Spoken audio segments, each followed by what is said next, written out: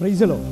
ജീവിതത്തിലെ എല്ലാ പ്രതീക്ഷകളും നഷ്ടപ്പെട്ട ഒരു സമയം ഹാഗറിൻ്റെ ജീവിതത്തിലുണ്ടായി.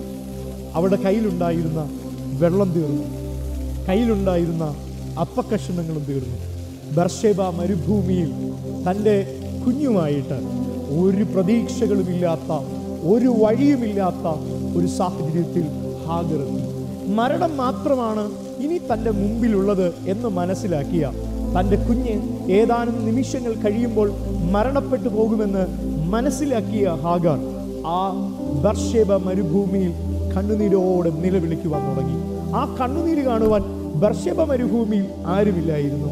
അവളുടെ വേദന കാണുവാൻ ആരുമില്ലായിരുന്നു. ബൈബിൾ പഠിപ്പിക്കുകയാ, ദൈവത്തിൻ്റെ ദൂതൻ ഇറങ്ങി വന്ന് അവളെ തട്ടി എഴുന്നേൽപ്പിച്ചു. അവൾക്ക് ഒരു നീരുറവ കാണിച്ചു കൊടുത്തു. പ്രിയ സഹോദരങ്ങളെ, ചില സമയങ്ങളിൽ നമ്മുടെ പ്രതീക്ഷകളൊക്കെ അസ്തമിച്ചു പോകും. നമ്മൾ പ്രതീക്ഷിച്ചതുപോലെ കാര്യങ്ങൾ നടക്കത്തില്ല.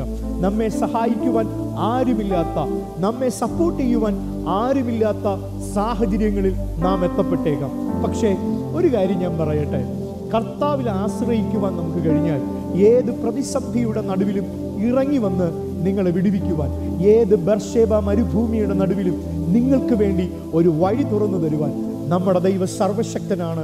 ദൈവത്തിൽ ആശ്രയിക്കുക, ദൈവത്തിൽ വിശ്വസിക്കുക. ഈ ദൈവം നമ്മെ നടത്തുക തന്നെ ചെയ്യും.